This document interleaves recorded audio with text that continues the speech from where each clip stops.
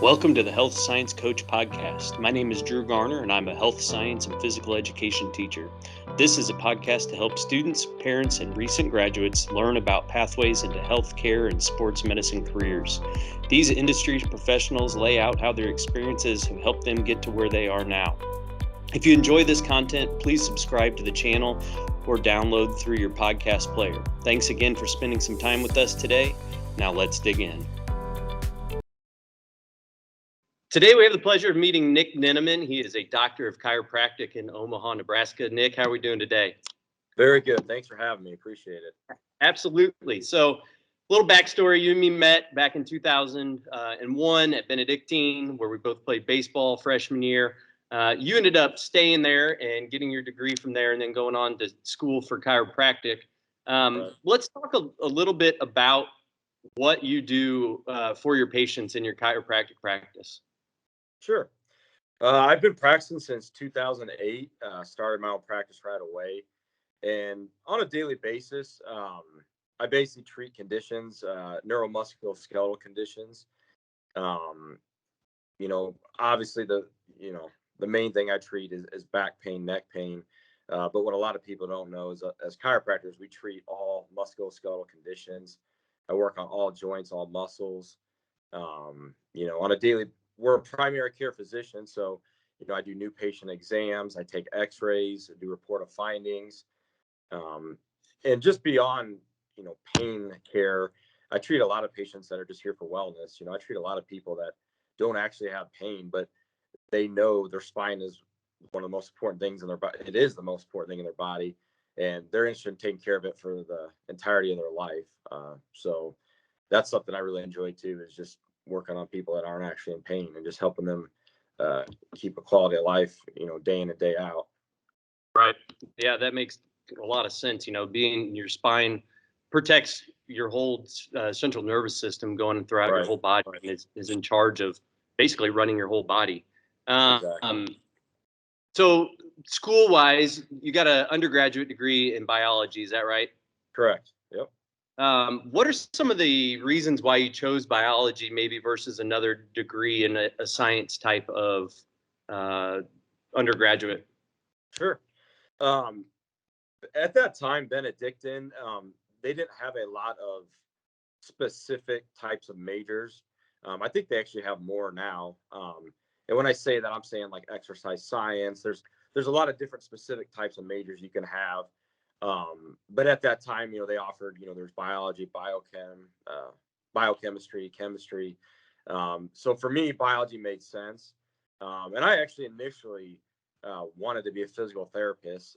So going into physical therapy or chiropractic, biology, is the major to go with for either one of those professions, at that time at Benedictine. And then I quickly changed sophomore year to want to be a chiropractor instead of a physical therapist. So, Okay. What kind of made that little switch for you between PT school and chiropractic school?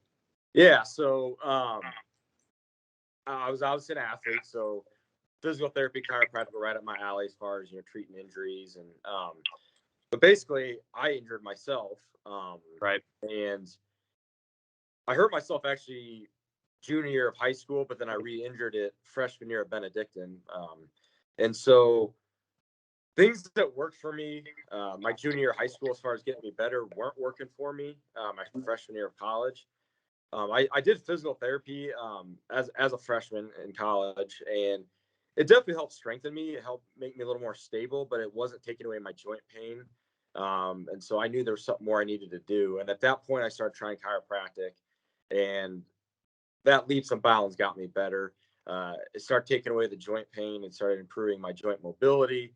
And I saw a drastic improvement in my condition. And the chiropractor I was actually seeing said, "Well, why are you still stuck on physical therapy? Why not chiropractic?" And the light bulb went off. I said, "Yeah, this, physical therapy is great, but this made a drastic change in my life. This is what I want to do."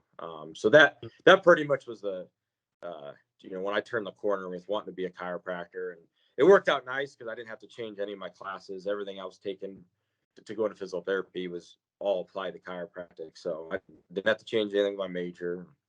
Right. Yeah, that makes a lot of sense. Being able to have that biology and, going into, like you said, chiropractic because of your personal experience of Right. having that treatment and having it work and helping you get better. Um, so after or while you're at Benedictine, I guess you chose to be wanting to go into chiropractic. How did you choose Cleveland Chiropractic in Kansas City, being from Omaha, and then coming down to I guess greater Kansas City area with Benedictine? Um, how did the choice of Cleveland go for you, and at what point did you start applying for Cleveland? Sure.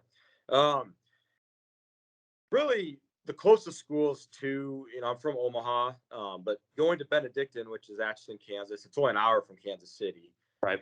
So I basically started looking at the closest schools to the Omaha, Kansas City area. And that basically came down to uh, Palmer Chiropractic College in Davenport, Iowa, Cleveland Chiropractic College in Kansas City, and then there's also Logan, which is in St. Louis. Okay. And then I guess you could keep going. There's Northwestern in Minnesota. Those are basically all the Midwestern schools. Right. And really for me, going to Benedictine, and making trips to Kansas City, obviously you're from Kansas City, and, I'd been down there to hang out with you. And so really, my top two were Palmer and Davenport, because that was the original chiropractic school. And then Cleveland and Kansas City. Those are my top two. And really, nothing against Davenport, Iowa, but I just felt like Kansas City was more of a fun city to be in. It was only an hour away from where my college was, and so Right. it was almost kind of felt like a second home to me.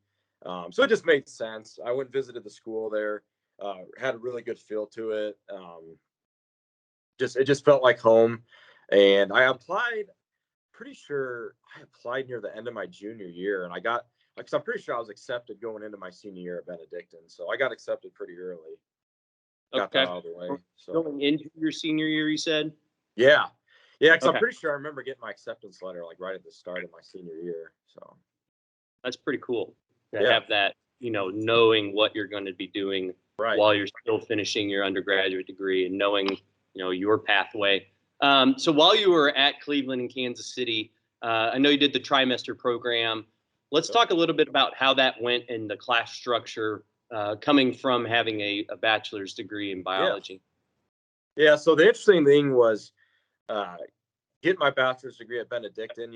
It was considered a heavy load if you were taking like 18 credit hours was like a full load, right? And Right. and I would typically take 17 to 18 in the fall. And then in the spring, when I was playing baseball, I would try to take a little lighter load just because we'd be traveling for games. And so in the spring, I would take anywhere from 13 to 15, I would say. But again, 18 was considered heavy. So then when I went to Cleveland, and I don't even know what they offered anymore, but I did the accelerated trimester program. So basically, it's 4 years worth of school in three years. And so I think my heaviest, I'm trying to remember what my heaviest, I think I took, I think I took close to 30 credit hours, like a few Yeah, trimesters. I remember talking about it. I think you had like 27, I believe. Yeah, 28, I think was up there. Um, so it was just insane going from 18 considered being heavy in undergrad to 28 being Right. typical in the accelerated 9 trimester program. So it was a very heavy course load. I mean, you're in undergrad, you might have 4 classes in a day. You might get an hour off here, hour off there. In chiropractic school, it's class after class all day long, all throughout the Basically a day. full-time job. You guys were Yeah, gone from 8 o'clock first classes to coming home 5 o'clock around there exactly. most days. So first year of chiropractic school, what are some of the key things or classes in your program that you did? And we'll talk kind of the first year, second year, third year, and progression of working on patients to just learning how to palpate and that kind of stuff. Right.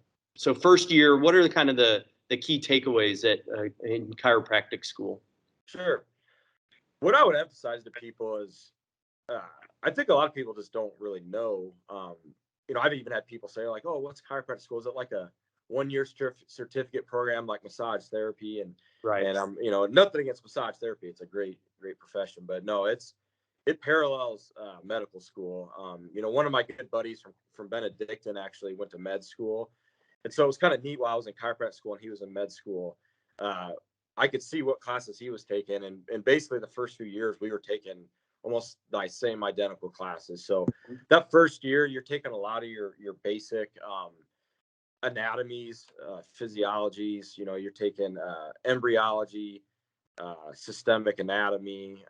You're taking a lot of your basic anatomy and physiology courses. And so again, my buddy in med school was taking all the same classes as me pretty much that first year.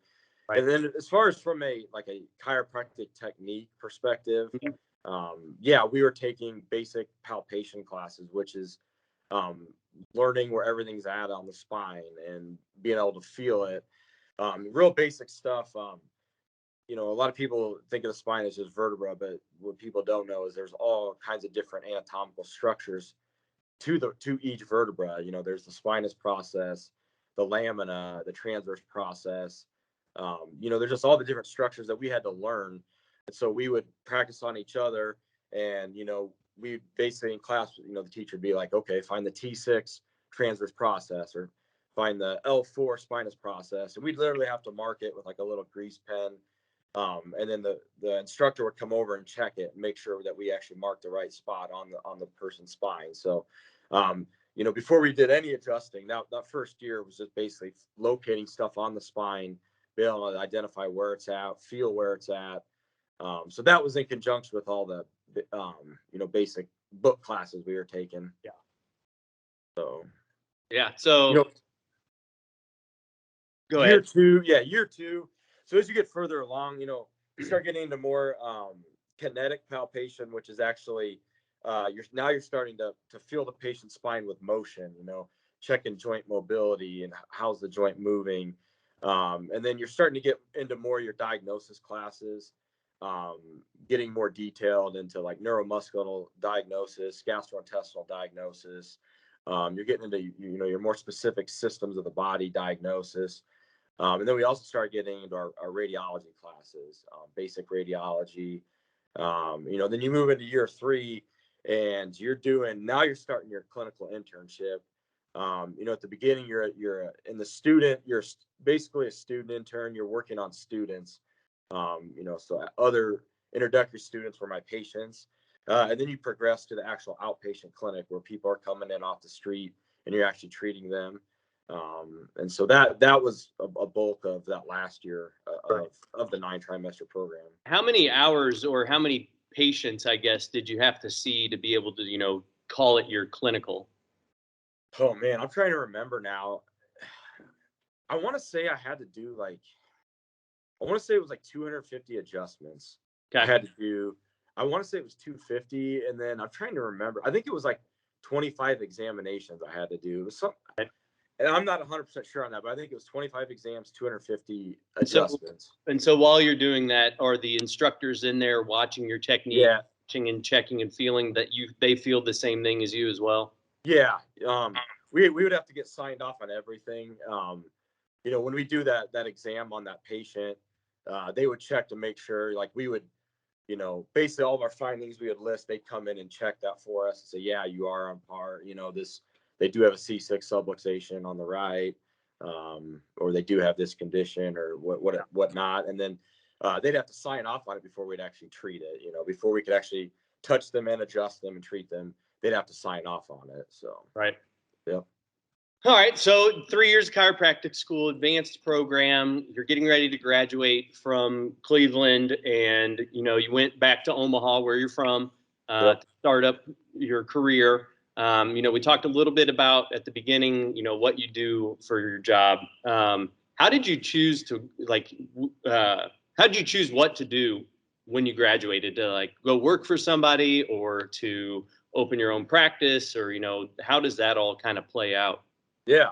So I wanted to work for someone initially. I'll be honest with you. I didn't really have any aspirations, at least initially, to run my own business. Yeah. To me, that was kind of a scary thought.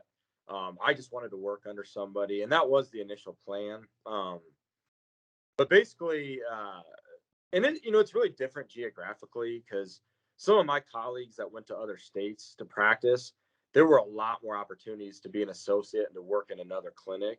Mm-hmm. I basically found here in Omaha, I wanted to come back here where my family's at. And so, basically when I was moving back here, I found out that there wasn't really a lot of opportunities to be an associate for another chiropractor. Yeah. I remember emailing all the doctors in Nebraska and saying, specifically the Omaha area, and saying, "Hey, is anyone looking to hire? I want to, be under someone's wing to start out." And I really didn't get a lot of, I got some answers back. They're like, "Oh, sorry, thanks for inquiring, but we're not hiring."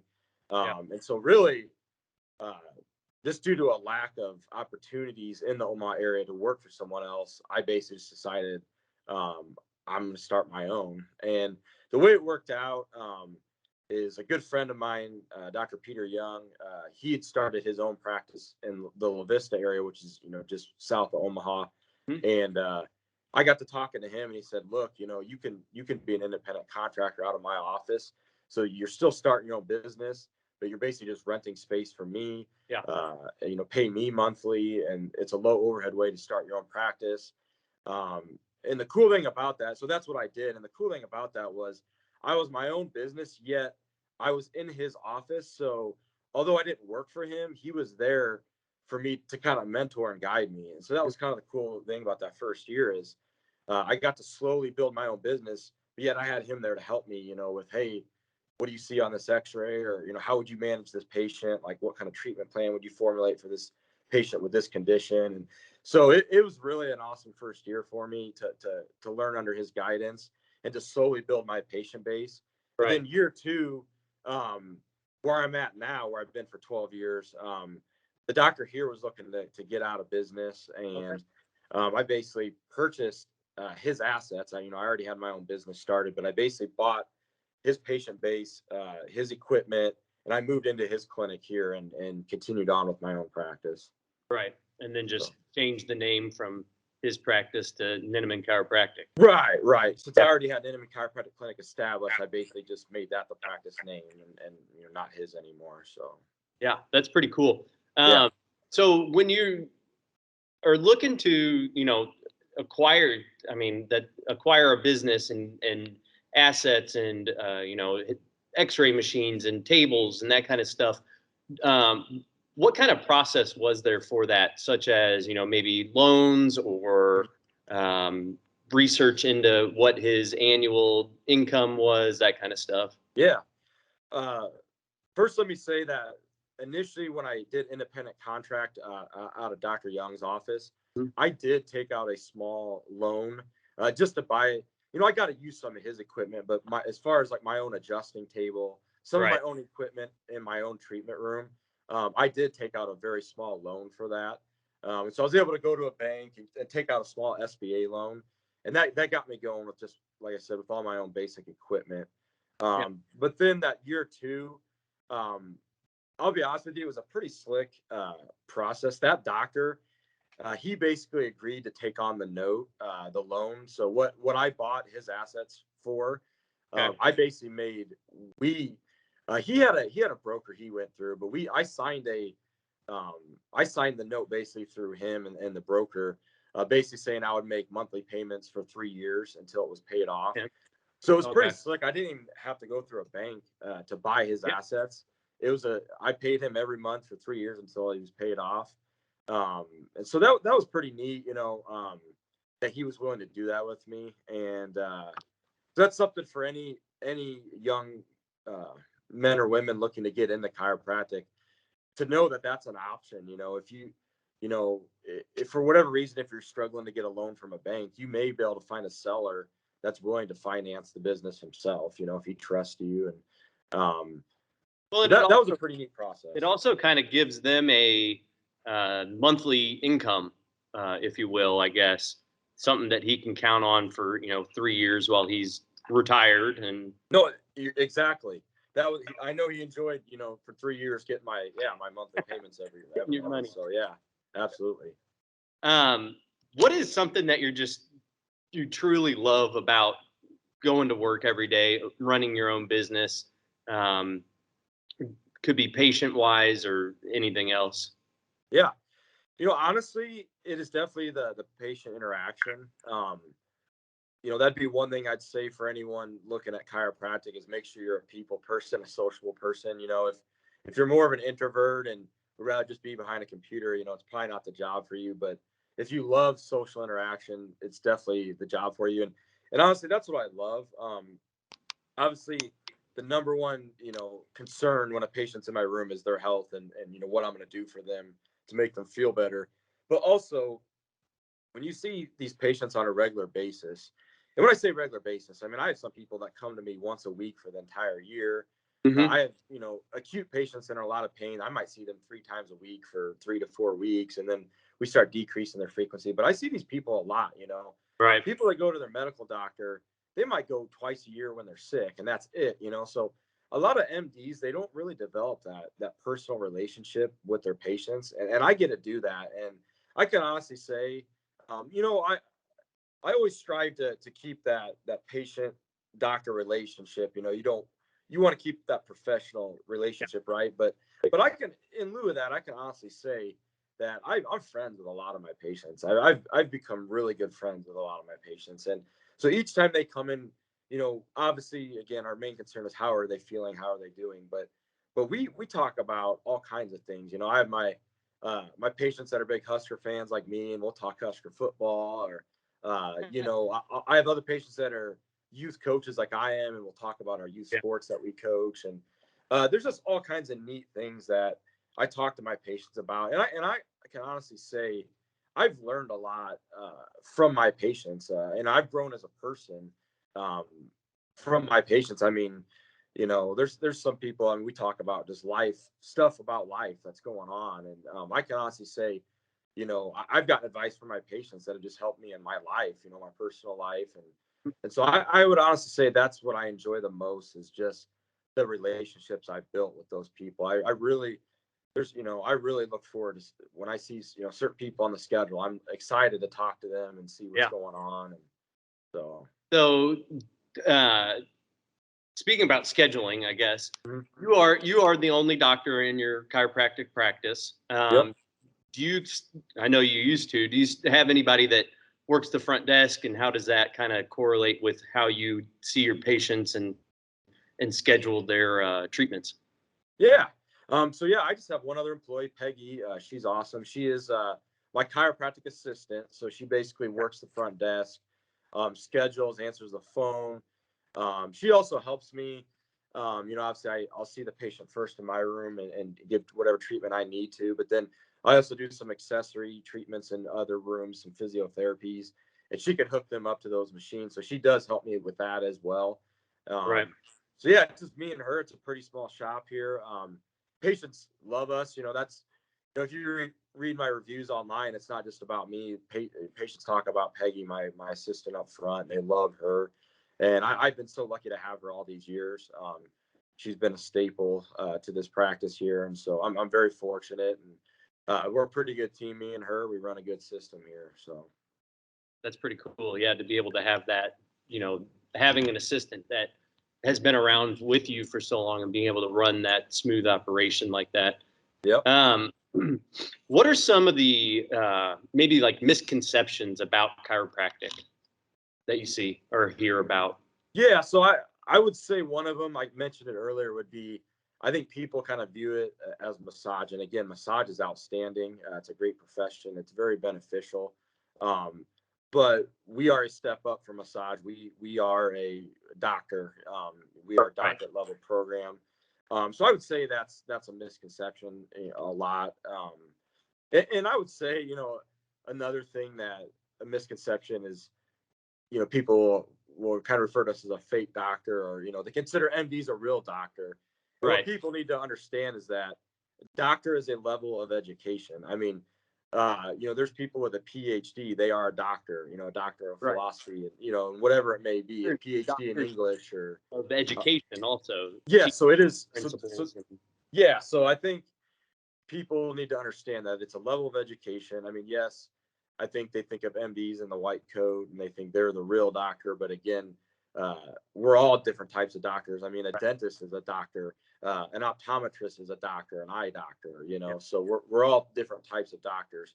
A chiropractor is a neuromusculoskeletal doctor. We treat joints and the nervous system. And So we're very educated people. We are a primary care physician.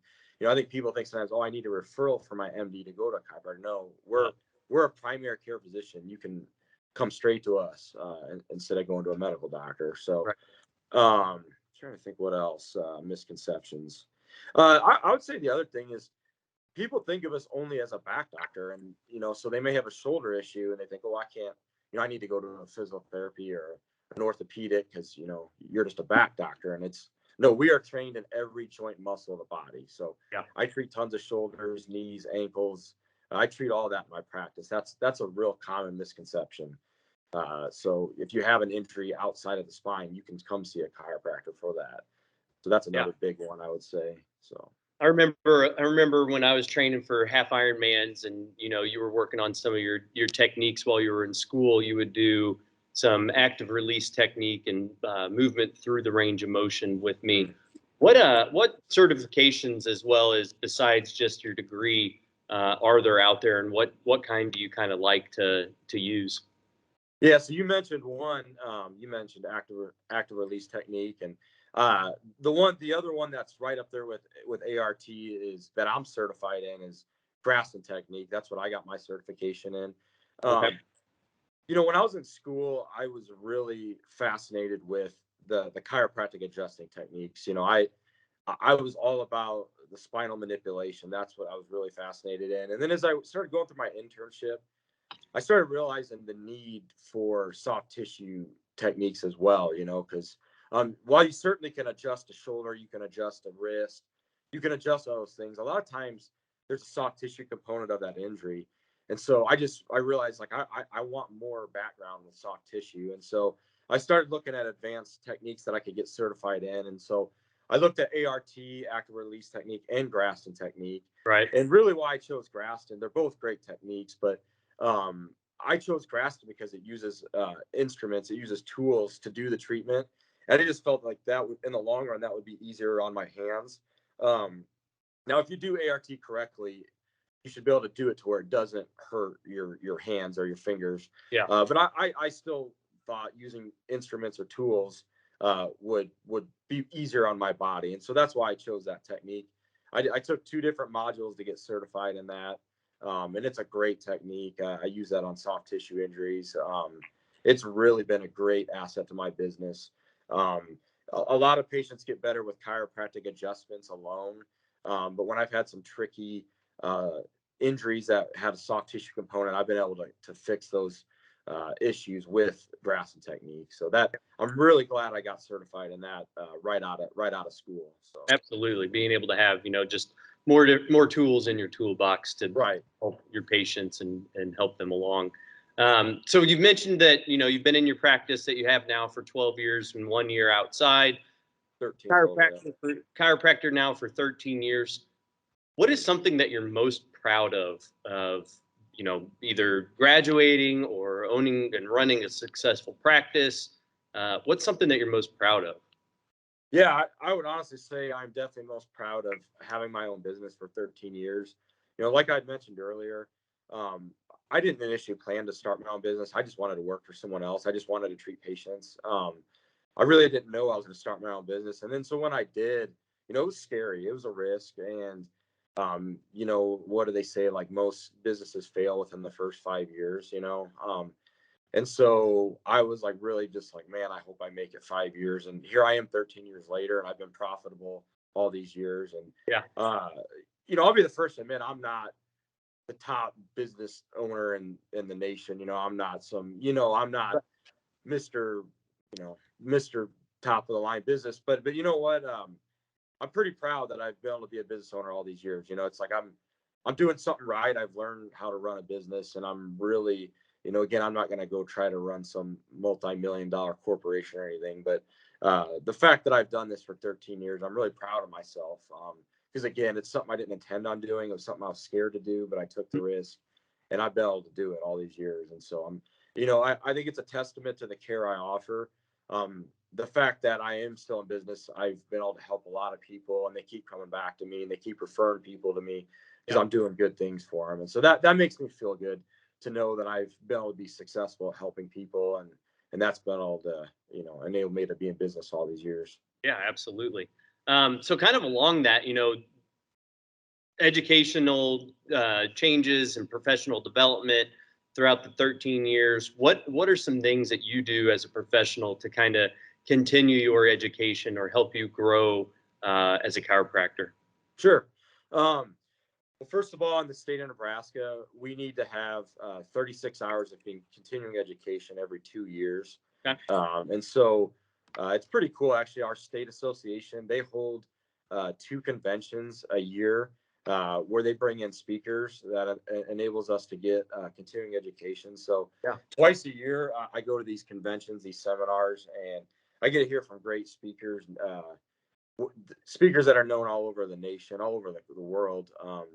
And so, they provide us with new cutting edge information and technique. And so that's what enables me to continue to grow professionally. And then through the years, I don't do it as much anymore just because I'm so busy in the office. But, I used to be in a networking group, a referral group.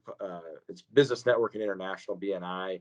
That was something that really was good for me. I did that for 7 years. Okay. And I got to network with other business professionals, learn about their businesses, how I was able to help grow their business, referrals, and vice versa.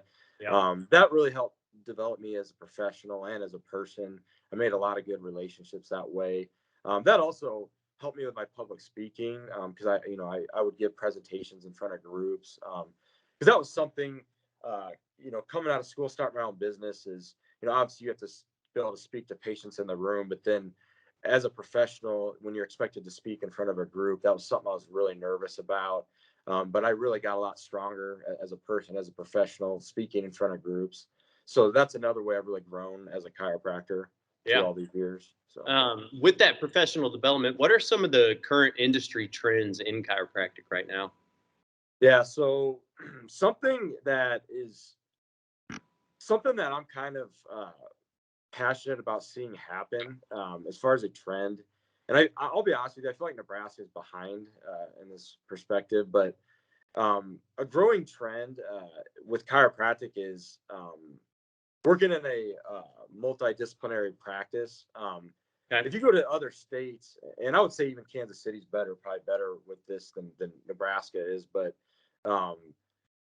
a practice where you have a whole bunch of different types of providers and within that same building, to where you have an MD and you might have a physical therapist, a chiropractor, a neurologist, a massage therapist, where you have a whole slew of different types of providers that can offer different technique, different avenues of treatment. And so that is something that is becoming more popular. You're hearing about it more and more in different cities and different states. And I really think that's the best model to be able to offer the best treatment for a patient.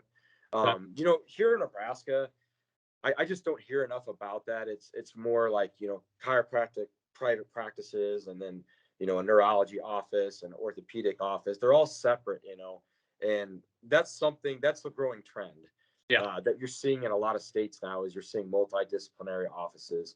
And again, I think that's the best way to be able to treat a patient effectively when you have everything in the house. If there's something I'm worried about in a patient and I want them to go see a neurologist, to be able to have one right across the hallway would be awesome. And be like, I want you to go see this doctor across the hall. Right. I want him to further evaluate you. I'm worried about, you could have this going on. So that's the growing trend. So that's something I really want to see, statewide across the U.S. is I want to see that becoming, very common, very popular in all states. Well, speaking of that, the next topic, I guess, is career goals. What do you see for yourself, in the next 5, 10, 15, 20 years of your practice for yourself? Is that something that you're wanting to try to open and develop there in Omaha? And if so, what would you want to have in your practice? Yeah. So I'm not sure that I'd want to take it on myself as far as, being the, trying to get that within my clinic. There's a lot of just different, a lot of things you have to do to set that up. For me personally, I feel like it might be a headache, but that being said, I would be open if some other doctors came to me about it and were Uh-huh. wanting to include me, Yeah. maybe in opening a different clinic outside of mine here, Right. and including me in that. I would definitely, I would entertain that idea, going into business with some other types of physicians in the Yeah, that's future. cool. Again, I don't necessarily want to spearhead it myself. I have some friends that have actually done that, and there's just a lot of obstacles, as far as like getting accredited and Yeah. organizing business structure, with different business owners and shareholders, and so Right. yeah. So what do you have then career goals for yourself other than, continuing to develop your personal brand and treat your patients um, for, next 10, 15, umpteen years until you're ready to release your, I guess, patient load? Yeah, so I would say for the time being, I definitely want to keep doing what I'm doing here, treating my patients. But yeah, you never know down the road if my practice grows enough. Yeah, I may look to hire another doctor to run the clinic, and me take more of uh, an owner, just more of an ownership role, and maybe pass more of the duties on to an associate doctor. That is something down the road that may happen. Again, it would all depend on how much my practice grows. Right. Something I've even considered that I haven't really gotten into yet, but even the goal of, I've even thought about getting into teaching at some point. To be honest, I'm there is no chiropractic school here in Omaha, but if there was, I would definitely be interested in teaching at a chiropractic college. I really I have a joy for teaching, and so yeah, obviously that's Oh, what you do, and come you on know down. I yeah, no, I honestly, I mean, obviously my alma mater, Cleveland University. I mean, that's obviously in KC. So yeah, I mean, I don't see myself moving to Kansas City just with my son here and my family here. But yeah, I definitely, I would enjoy teaching. I really enjoy passing on my skills and tools that I've learned to others. Yeah. And I think with coaching sports, I've that's a method to be able to teach people, teach kids, Right. and I enjoy that. So that is a potential goal down the road as well, is to get into some teaching. Even if it's not with no chiropractic school here, even if it's just at a local college, teaching anatomy or something like that. So Yeah, that's pretty cool.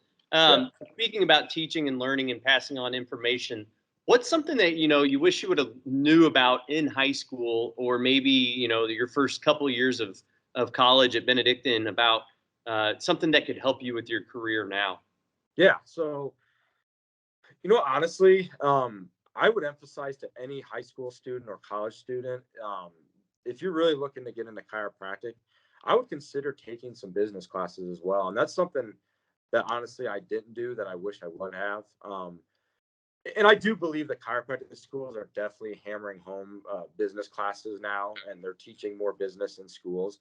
But Right. I will tell you, like, the schools are excellent. My school, Cleveland Chiropractic College, now Cleveland University, they were outstanding. I mean, as far as clinical skills, I mean, I came out of school being a top level clinician, and that was outstanding. But definitely something that I would emphasize to any prospective student is to look at taking some business classes as well, because uh, again, if that's something you aspire to do, open your own practice, you want to have those business skills, basic things like learning how to write a business plan, to be able to get a loan to start a business. And those are all things that would be highly advantageous for a high school student, college student, to start taking some of those classes. So, and then Right. the other thing I would say too is just find a mentor, because I did have one. The chiropractor I saw as a high school student, he was the one that convinced me to become a chiropractor. I would say if you're a high school student looking into being a chiropractor, start shadowing chiropractors now, learning about how what it's like to be one and what it entails, what the daily procedures are that you go through in a clinic. And so I Right. would definitely recommend that to any high school students, to start shadowing doctors now. Absolutely. Well, this next question kind of bounces off that one. This is a three-part question.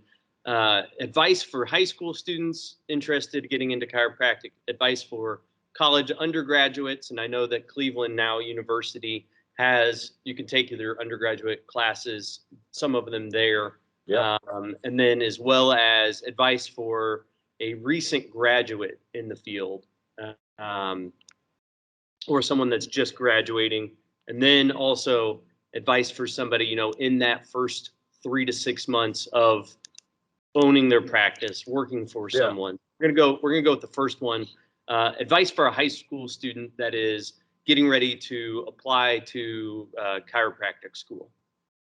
Yeah, so definitely, like I just mentioned, I would recommend for that high school student to start shadowing some doctors, some chiropractors, so they can start getting a feel for it. It definitely start, I would say, when you're looking for colleges in high school and you want to start applying, look for colleges that have strong science departments. Some universities are more known for business programs, some are more known for sciences. So definitely look for a university that has a good biology department, chemistry, exercise science, pre chiropractic, those pre health programs. That'll be an advantage for you. You definitely want to make sure that you're going to be able to go to a university where you're going to be able to get all your prerequisites you need to get into chiropractic school. And then, for the college student, honestly, some advice I would have for the college student is I would start planting some seeds. If you have already shadowed some doctors in high school, or maybe you are now in college, is start planting some seeds. And what I mean by that is, you might be able to actually find an employer, way ahead of time before you would even get to chiropractic school or chiropractic school. Is if you develop some relationships with some of those doctors, and you tell them like, hey, I'm in college now, I'm getting an exercise science degree or a biology degree or biochem. Right. Um, would you be interested in possibly employing me when I get out of chiropractic school with my degree? And so that's something I would say is to start planting seeds then, and kind of in college, get in your undergrad. Get ahead of the game, I would say, and do that. Advice for someone in chiropractic school, uh, I would definitely say it depends what kind of load you take as far as like what trimester program you do. Yeah. Me personally, I would recommend not working in chiropractic school. That would be advice I would give them. I do know I had friends that they would work a part-time job, and they were good students. They were able to handle it. They worked their job, and then they took all the classes that we were taking. Right. But I know at times it was hard for them to study, and they may have got B's and C's at times. For me, it really was beneficial for me to not work in chiropractic school, especially when we were taking upwards of 28 credit hours a trimester. I needed to dedicate all my time to my studies. So that'd be some advice I'd give to them: is do not short on your studies. It's very important. You're going to take a lot of exams. You're going to be studying a lot. And then you get further down the road and you have to start taking your national board exams, which requires a lot of studying. When we were roommates, you may even remember, like when I was on my spring break, I was at home studying for boards, even though I couldn't really enjoy my spring break because I was preparing for boards. So I would definitely give that advice: is be able to fully submerge yourself in your studies. Because obviously, to get licensed, you need to be able to score high enough on your board exams. I know some chiropractors that struggled passing all their boards, and they actually were delayed being able to go into practice because they hadn't passed their board exams yet. So again, I would recommend just fully submerging yourself in your studies. As far as for someone that's out, first 3 to 6 months practicing, is keep all your doors and your avenues open. Like I talked about earlier, whether you're starting out working for someone else, or again, the independent contractor route that I went, keep that avenue open. Renting space from another doctor to be able to start your own practice. Um, look for doctors that are selling their practice. Because even if you already started your own practice out of school, maybe if you're not seeing the amount of patients that you want to see yet, your practice isn't growing as fast as you want to grow. There may be another doctor selling their practice, and you could either merge the two or you could have 2 locations. There's a lot of different ways to practice out there. Like I said, associateship, independent contractor, owning your own business, buying another practice that's already established. There's a lot of different avenues. So I would say keep your doors open. Talk to other chiropractors. Don't be afraid to ask for help.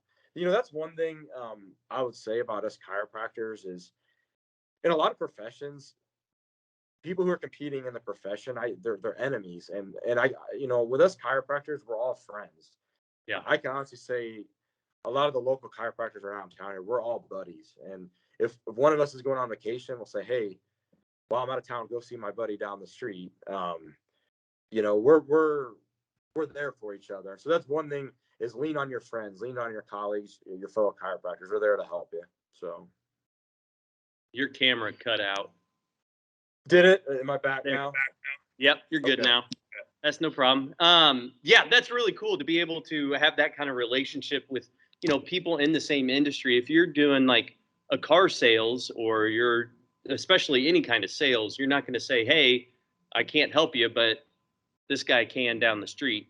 Right. Maybe you do, maybe you don't, but being able to have, like you said, have that relationship, especially when, like you said, you're going on vacation for this week, or you're planning a trip to Kansas City for your son's baseball tournament, or whatever that may look like. To be able to have somebody to kind of share responsibilities with when you're out of town is pretty cool. Let's see. Do you have any books that you would recommend for a high school, college student that might be interested in chiropractic? Yeah. So let's see if you can. You got it. Fundamentals of Chiropractic right here. Actually, the president of our school, Carl Cleveland III, he co-authored this with Dr. Redwood, who was also an instructor of mine at Cleveland. Okay. This is an excellent book. For a high school or college student, I mean, some of it may be a little over their head yet, but for just wanting to learn about the basics of chiropractic, the philosophy of chiropractic, this is an excellent book. I would recommend it. So we actually used it in school in a lot of our classes when we were, learning various things about chiropractic. And but it's an awesome book. I still have it to this day, and it's very comprehensive about what we do. So yeah, I like that a lot. And then, do you have any, like you said, Graston technique? Do you have any tools, or maybe a special table, or something that you kind of just use as a everyday trait for your practice? Yeah, like you mentioned, Graston instruments like these are tools, stainless steel beveled edged tools that basically do muscle scraping to break up adhesions in the muscle. I use those on a daily basis. And then my adjusting table it's a pretty expensive table, to be honest with you, and that's why I had to take out a loan when I first started for it. It has a lot of moving parts, which I really like. I'm able to do different techniques with it. Right. It has drop pieces that I can use when I do drop technique. It actually is able to do a form of traction, flexion distraction, Okay. where it basically tractions the patient out. I can do basically a form of disc decompression. So yeah, it's a special table I bought that was a great purchase that enables me to do a lot more treatments and techniques, and that's something that I also use every day. So yeah, the table, like your shoes or your tires on your car, the table is what the patient is using other than you. And right. so be able to have a quality table, I think, is really important for chiropractic. That's the comfort level for the patient, as well as Absolutely. you being able to use your special or different techniques to manipulate however you see fit for that patient. Pretty cool. Couple more questions for you. We're almost running up to an hour, so I'll let you get back to your work. So our athletic trainer here at the high school kind of helped me come up with this question. It was, if you dislike blank, then being an athletic trainer is not for you. And so when I talked to her about it, she said feet. And so athletic trainers, tape a lot of feet, especially high school football, basketball season, that kind of stuff. So as a chiropractor, if you don't like blank, then being a chiropractor is not the right career path for you. Yeah, I would say if you don't like touching people, being in close proximity to people, then chiropractic's probably not for you. Uh, yeah, I mean, obviously, I touch patients all day long. Touch their spine or touch their knee or foot, whatever I may be working on. Right. You're going to get people that have been working all day. They're sweaty. It's 98 degrees outside. They might not smell the best. That's just part of the job. Yeah. I do work. I adjust ankles. I treat plantar fasciitis of the feet, and you might get some stinky feet or yeah. So yeah, if you don't, I'd even talk to people. They're like, how do you do what you do? I don't want to touch people all day, and so yeah, if that's you, then you probably wouldn't like being a chiropractor. So Next part of that is bounce off of that is if you do like blank, and then being the chiropractor is the right career path for you. Yeah, I would say if you like socializing with people and helping people, then this is right up your alley. Again, if you're a people person, I get to talk to people all day long. I get to help people all day long. If you feel personal reward and satisfaction out of helping people, I mean, this is an excellent job for you because for people to get people out of pain is a great feeling. So Absolutely, and I've working in the healthcare industry. The people that I talk to throughout these podcasts, a lot of them say that exact same thing, being able to help somebody recover from XYZ or better themselves by this. So I think, like you said, just that's a really powerful to be able to help people in that right. type of case. Yep. Last question for you is if you have a mantra or quote that you like to live your kind of career or life by. Yeah. So this quote, I think I was in high school when I heard it or I read it. It was a former Omaha high school baseball coach here. He said this quote, and I'm paraphrasing it, but it's something like, "Somewhere, someone is practicing and working harder than you, and when they meet you, they'll beat you." Yeah. Again, I'm paraphrasing that, but that was something really motivating for me. And it doesn't just apply to sports; it applies to life. The first time I heard that, I thought about that. It's like, I was a high school student, a high school baseball player, and I'm like, somewhere here in town, there's a kid my age that's working harder than me, and he's going to take my spot, or he's going to get the scholarship, and I'm not, and uh, I'm a pretty competitive person, and I've just carried that with me throughout my entire life. I always remember reading that quote. Um, it was Bill Olson. He's a former coach here in Omaha. He that was his quote. And even in school, I was a very competitive person. With my classmates, my buddies, and I wanted to get better grades than them. And then, when I took my national boards, I when I was studying, I thought about that. I'm like, there's other students that might be, I don't want them studying harder than me and getting a higher score on boards than me. I want to beat them. I want to have a better score. And especially when I applied to chiropractic school, it's like I want my grades to be better than another prospective student that could get in over me, And so again, I think that it's a good mantra for life. I think is don't let people outwork you, whether it's trying to build your business, work harder than everybody else, and to accomplish what you want to accomplish. Yeah, I love that. That's awesome. And like you said, it does go beyond just sports. It moves into education. It moves into your business. It moves into your daily life of trying to be the best person you can be to set yourself up for future. Well, Nick, thank you so much. We really appreciated our time with you and talking about all things chiropractic. Hopefully look forward to eventually coming up there and going through a day in the life of chiropractic, or for a patient, me coming in and you doing a office visit to help kind of show that kind of side of the world as well. Looking forward to seeing you and talking to you soon. For sure. I really appreciate having me on this podcast. It's pretty cool that you do this and that this is a resource for all the students out there. So yeah, thanks Drew for having me. I really appreciate it.